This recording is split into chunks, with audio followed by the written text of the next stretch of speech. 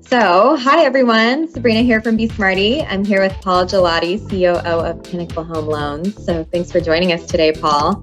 Yeah, thank you. Awesome. So we're going to go ahead and get started here.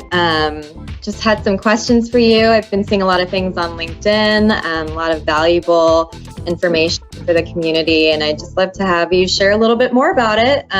So let's get started. Yes, looking forward to it. Awesome. Part of your role here involves helping the organization structure, streamline complex projects. So with respect to new mortgage technologies, what's your implementation strategy, starting with vetting vendors all the way to project oversight between parties? What's your strategy here? So I'm going to speak to where I'm leaning more or spending more of my time right now is in completing and finalizing our tech stack. So I'm going to kind of gear that question towards that realm. And I'll start by saying developing your tech stack and researching what tech solution you want to start with. I think where you get a greater lift is in starting with innovation. So my implementation strategy in looking at a new vendor, whether that vendor is technology driven or not, most are, my strategy is to start with, again, innovation. And innovation, it's really interesting to me that innovation is kind of sometimes left out of the equation of technology. So if you start with innovation, you have the ability to compile kind of a team environment or a team effort, right? Because what you're doing is you're sitting down and collaborating with your team or your department, and you're talking about, it's almost like as things are now and as things should be, right? And if you have that conversation with the concept of let's innovate this process and procedure, or let's innovate this department, and you sit down and you look at what that innovation looks like and you talk through it with your team in a team environment, you then start to create almost a roadmap. And with that roadmap, you figure out where you are now, what needs to happen to get to your end goal. And then you sit back, and that's when I feel a company should start looking at technology.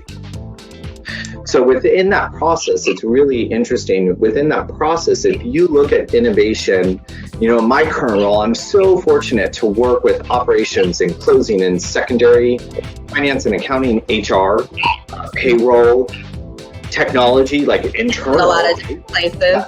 Yeah. So you sit down and you have these conversations, and then as you're talking about innovation, you start to get this concept of almost a visionary, and it almost becomes something that's very creative.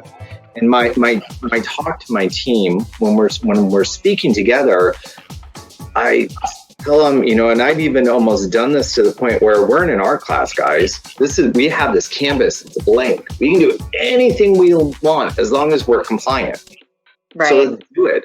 Let's take this blank canvas and create. And that portion is the innovation. And it might sound geeky, but it actually becomes something that's super fun, because you take that innovation again and you start to mold this concept of team environment with that innovation, and you start to mold a concept of almost cross-function understanding.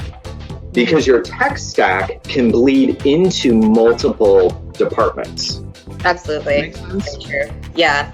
I love that you involved the whole team. I think that's really great. Everyone being a part of something and having some say. I think that just keeps everyone, excited to work at a company, right? Yeah. So kind of on that note, talking about teams, you designed training materials for your team's post-software implementation. What has been the most effective type of resource that you've created to ensure adoption across your entire team? It's really interesting. That adoption is really tricky, right? I'm sure you see it all the time where you are, and you've seen it in your career. And it's not even as it relates to the mortgage industry. and I don't ever want to do like the iron fisted option. This is the drop dead date. We're over to the new technology, or it has to be this way, because that's very not how I promote growth. I think what I've found to be most successful is with a technology implementation or an innovation implementation, we create a committee. And I believe it's really important to make sure that committee, each member represents each department, right? So for our LOS committee, we had someone from our IT department.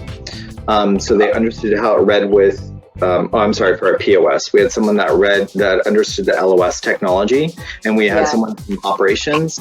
And I even brought someone in from accounting and finance, right? So we had this committee, and we sat down and we talked about, you map out kind of almost like a wireframe you use for a website. You map out how does it look when it starts and what is the end. And then you toss in training, right? And so from that, then you start to develop a business plan. And so we take that business plan, and the reason why I'm finding the business plan to be more and more interesting is what I've actually done for technology that's facing to our originators and our operations team within our branches, is we've taken that business plan and we've done a roadshow with the business plan. So we go to each branch, now it's virtually, and we talk about, why did we implement this software solution? What can this software solution or this innovation do for you at your branch? How do you plan on using it? And then with that information, we kind of compile a by branch situation. And what I've found to be really interesting is bringing back and doing another virtual meeting with a representative from that solution. Okay. And it helps them understand that this technology or this software solution or this innovation was brought to them with them in mind, to support them, to better them at their function. And so then we take that business plan and we keep it in stone for them. And what we can do with that business plan is we go back 3-4 months later and say, are we hitting your target? Your hopes and dreams of this innovation and technology that you wanted, that you wrote down in this business plan, are we doing it? It's either a yes or no answer. And based on their answer, then we make modification. I think what's also really important is going back to that kind of that culture where it's really a team environment. And so on those road shows, we take, I can't call them road shows anymore, right? On those virtual shows, we take the committee members that are on the committee. So again, that's across all departments, go to those meetings. And so it helps for those committee members and maybe the team members in the branches see how the solution will evolve each position. So then you really start creating this, and LO will think to themselves, well, wait, this solution is not only helping me, but it's also helping operations, or it's also helping accounting. Right. And so you start to build this, hey, come on, help me out, let's work on this together, because it's supporting both of us. And I think we can all agree most technology solutions out there affect and touch almost every department in a company if you drill down deep enough, right? So I think that brings out another really a level of, it kind of levels up what technology and innovation can do in a company. One of the recent LinkedIn posts you wrote about the circularity of innovation, which was really interesting to me. So if you can dive a little bit more into that, how has this mindset helped, you grow your team and kind of just build Pinnacle Home Loans into, this amazing company? Well, thank you for saying Pinnacle Home Loans is amazing. It is. It's a great place to work. So to me, it's really interesting. I sat back and I kept on thinking, what is innovation? Why do we have it? In itself, innovation is really growth. Innovation is learning. So to me, that's constant. And for something to be constant, it needs continuous movement. And so when I look at innovation, there's no stopping and beginning. Like, it continues to grow. I'll pause and say that's why your technology is so important, that you pick a technology that is going to continue to grow, that's not going to bail. Scalable. Right. Yeah. Yes. We've all been there. Yes. We're like, wait, ooh, what are you doing? Times are changing. What do you mean you do two-way API, you know? But so technology is this continuous circle, and it has movement. There's no, you don't get on, innovation. Innovation is not a bus you get on and off, right? Mm-hmm. It's a constant flow. For folks in the Bay Area, I often equate technology, I compare it to the Golden Gate Bridge. Okay. So when the Golden Gate Bridge, they start painting it and they finish, they take a hiatus for like a month, and the same crew comes back and starts painting it again. Okay. They further develop the molecules in the paint, you know, they further change the chemistry of it. So maybe it's more eco-friendly or whatever the case may be, but because of where it is, its height, and you know, it's said to be a monument of kind, you know, they want it to look nice. So it's continuously going through change. And to me, innovation is very much the same. And I'm so deep and passionate about it. I could talk about it all day long. And, you know, we brought up some points in our conversation just now about how important that continuous is, right? It's very much like, it's very comparable to a parent-child relationship, where it's ever changing, it's ever growing, but it's always there. Right. Until the end, which we don't talk about. Right. It's very, you know, it needs to, and that's what it needs to be. And again, we've all seen companies, and maybe some of us have been part of companies where the innovation has stopped. And you look at those companies and they either are no longer around, or they've been bought and sold, because when innovation stops, growth stops. Right. Or they have to go through this whole other, you know, onboarding of different products and services that are, in demand or with the times, basically. Kind of like a rebirth, which hurts. Exactly. And it's painful, it's expensive, it's a lot of things. Yeah. Question about that, actually. So if you were speaking to a lender, somebody from a lender that didn't have a certain technology, like let's say mortgage POS or something like that, how would you, or what would you say to them to kind of, explain the benefits of a product such as a mortgage POS? So that's a really good question, right? And so I'm gonna step back for a second and talk about innovation first, then technology.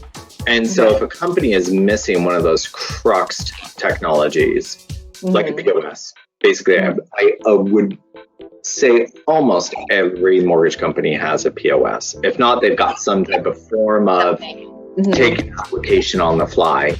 I think where my concept and my chat would go first is, let's review companies that are still standing and how those companies have evolved.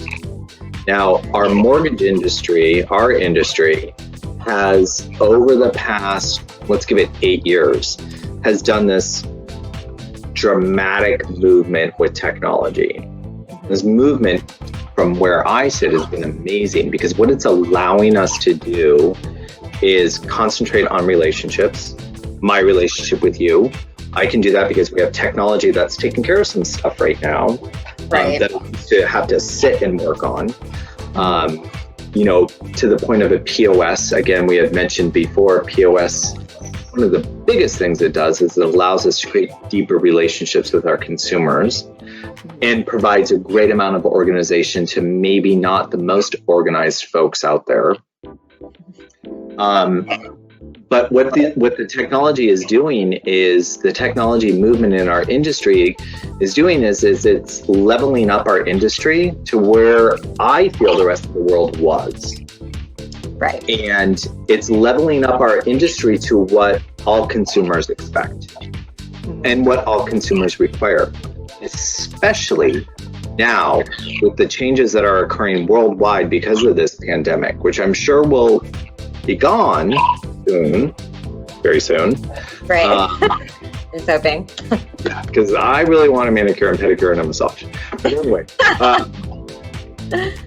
I think what it's doing is it's leveling to consumer expectation. Okay. And I think what's going to happen pretty soon is a consumer look at a company that doesn't have the ease of a POS, that doesn't have the ease of e-close or hybrid close.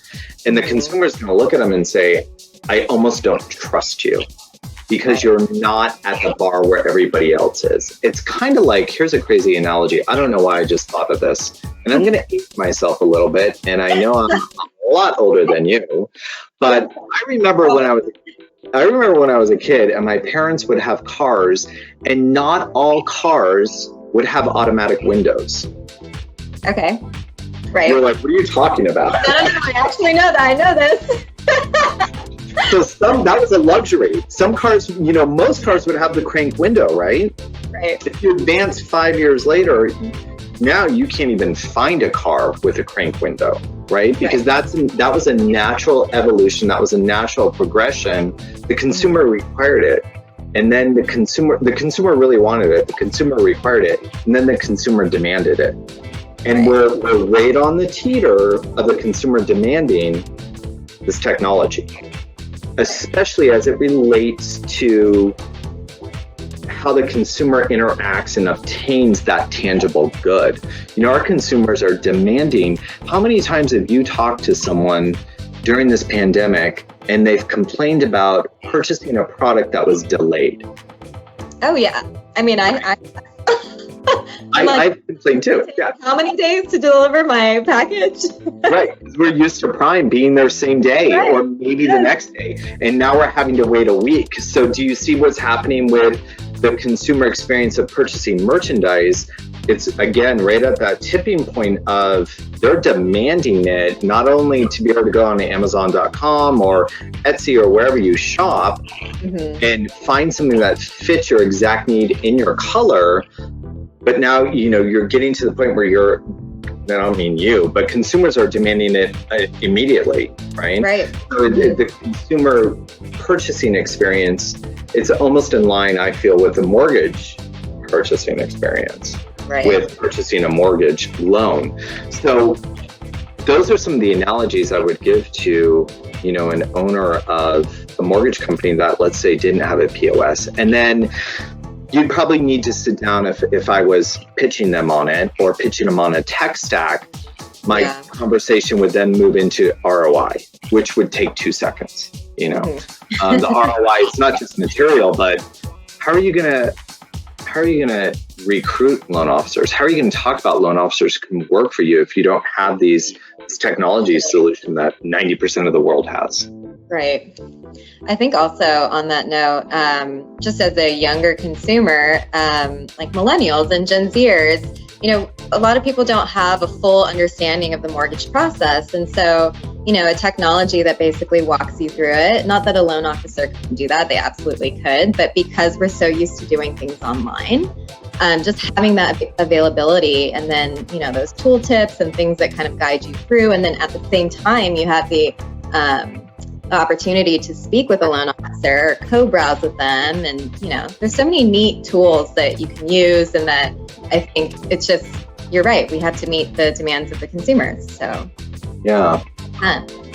Kind of speaking also about, just going into the future, what do you think, in your opinion, what's the future of lending look like to you? I think it's going to be really interesting. I think we're going to start concentrating on data more and more.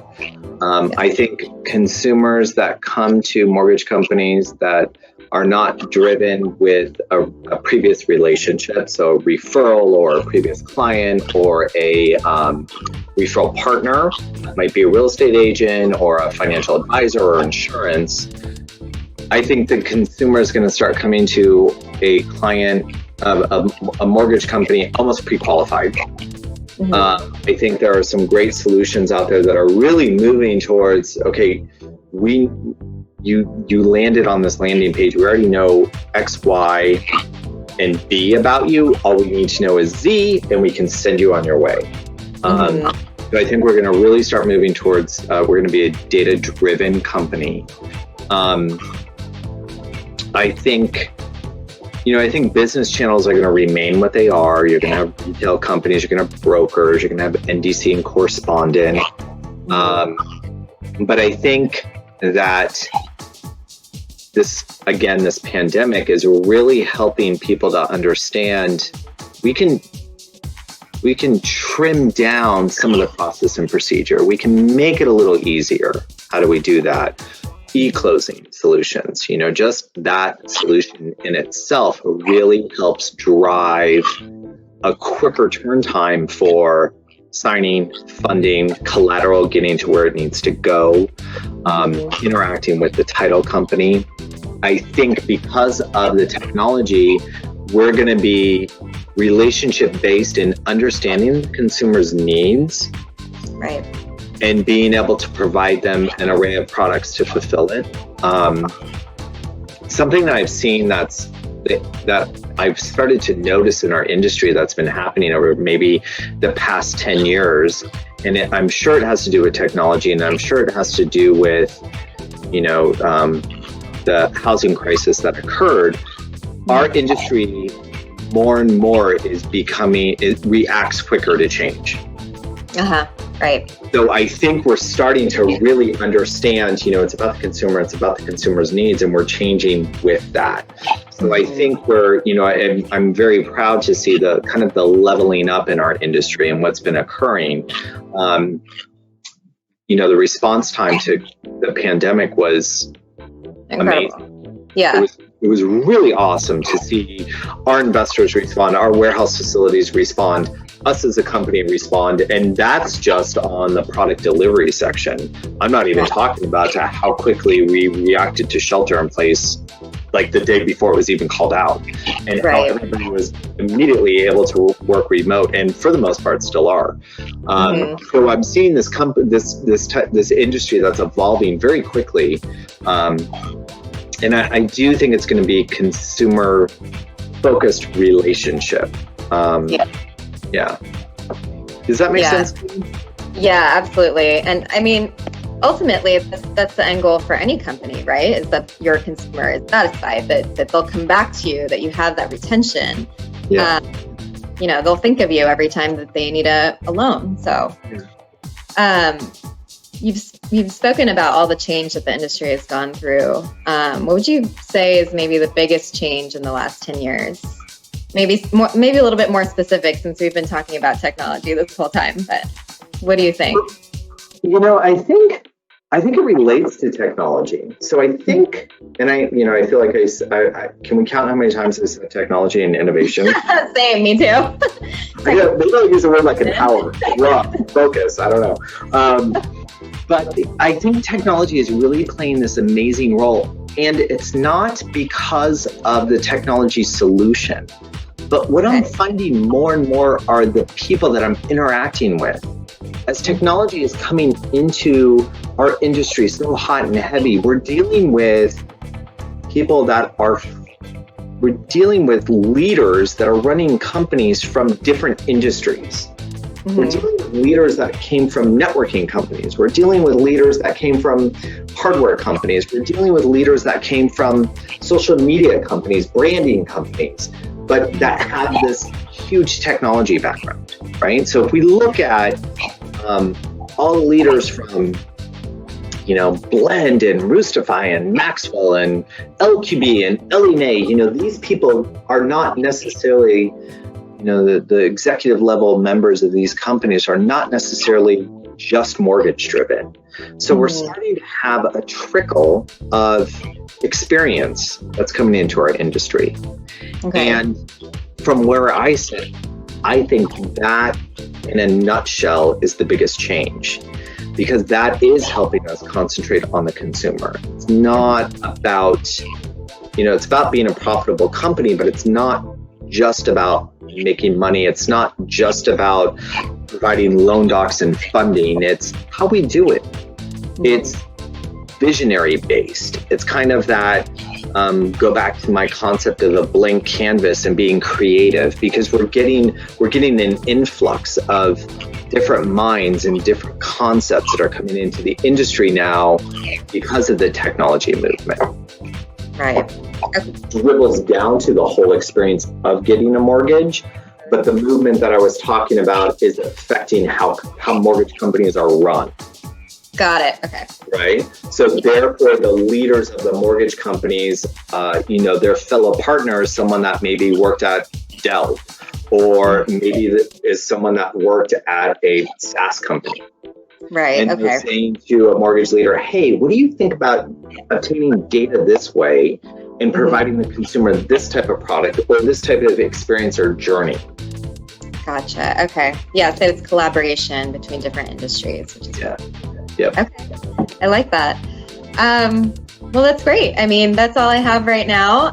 Hopefully we'll be able to talk again soon. But where can people find you online, Paul? I think the best way to find me is to hit me up on LinkedIn. That's great. Wonderful speaking with you, Paul, and hopefully we'll do this again soon. I hope so. Thank you so much. It was a pure joy. You were awesome. Thank you. Bye. All right. Bye-bye.